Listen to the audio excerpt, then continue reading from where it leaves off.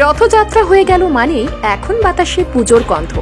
পুজোর ঢাকে কাঠি পড়ে গিয়েছে, মা আসছেন গজে। প্রকাশ্যে চলে এলো মহিষাসুর মর্দিনীর প্রথম প্রোমো। পুজোর আর মাত্র মাস দুয়েক বাকি। এবার দুর্গাপুজো কবে থেকে শুরু জানেন? বাঙালি আনন্দে মাতবে সেপ্টেম্বরে, কিন্তু মহালয়া কবে? রুক্ষ অঞ্চলে বসে আছে শকুন, চলছে ধ্বংসলীলা, আর সেখান থেকেই মানব সভ্যতাকে রক্ষা করবে কে? মা আসছেন। এবার টিভির পর্দায় মহালয়ায় মায়ের ভূমিকায় কাকে দেখবেন? সম্প্রতি স্টার জলসার তরফ থেকে মহিষাসুর মর্দিনীর প্রথম প্রোমো প্রকাশ্যে এসেছে।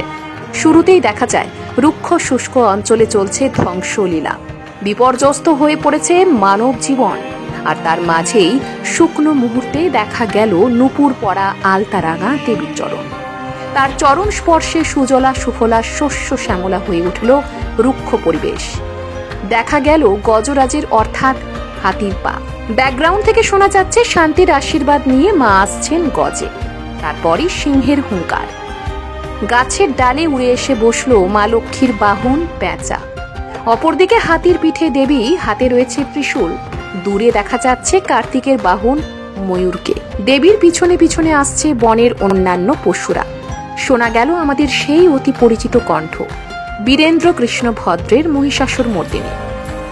যদিও দেবীর ভূমিকায় কাকে দেখা যাবে তা এখনো পর্যন্ত জানা যায়নি, কারণ পুরো টিজারটি তৈরি হয়েছে অ্যানিমেটেড ভিডিওর মাধ্যমে। যদি বর্তমান সময়ের কথা বলেন, টেলিভিশনের একটা নবতম সংযোজন মহিষাসুর মর্দিনী। প্রতি বছর বিভিন্ন টিভি চ্যানেলে মহালয়ার ভোর মানেই দেখানো হবে মহিষাসুর মর্দিনী। থাকে নানান চমক থেকে শুরু করে নানান গল্প। দেবী যে গজে আসছেন তার ছোঁয়া পাওয়া গেল স্টার জলসার মহিষাসুর মর্দিনীর প্রোমোতে। এখন জুলাইয়ের মাঝামাঝি সময়, তারপর অগাস্ট পেরোলেই সেপ্টেম্বরে পুজো। 2025-এ মহালয়া পড়েছে রবিবার 21 তারিখে। দুর্গা ষষ্ঠী শুরু হবে ঠিক তার পরের রবিবার থেকে, অর্থাৎ 28 তারিখ থেকে।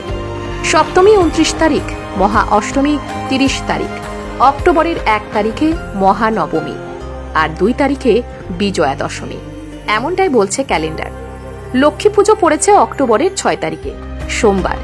পুজোর আমেজ শুরু হয়ে যাবে সেপ্টেম্বর থেকে আর চলবে অক্টোবর মাস জুড়ে, কারণ অক্টোবরের 20 তারিখে আবার রয়েছে কালী পুজো। এবারের পুজোয় আপনি কোন বিশেষ কাজটি করবেন বলে ঠিক করে রেখেছেন? না কেনাকাটা নয় বা খাওয়া দাওয়া উদযাপন নয়, হয়তো কোনো বিশেষ কাজ যেটা আপনি মন থেকে করতে চান, তাও মায়ের আশীর্বাদে। জানাতে পারেন কমেন্ট বক্সে।